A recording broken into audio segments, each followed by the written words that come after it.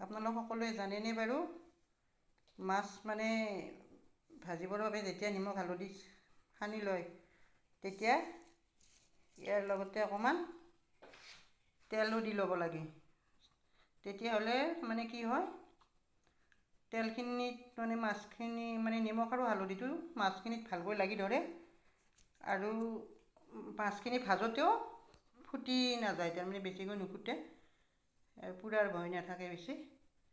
সেয়েহে এই মাছখিনিত নিমখ হালধি সানোতে নিমখ হালধি সানি ল'লে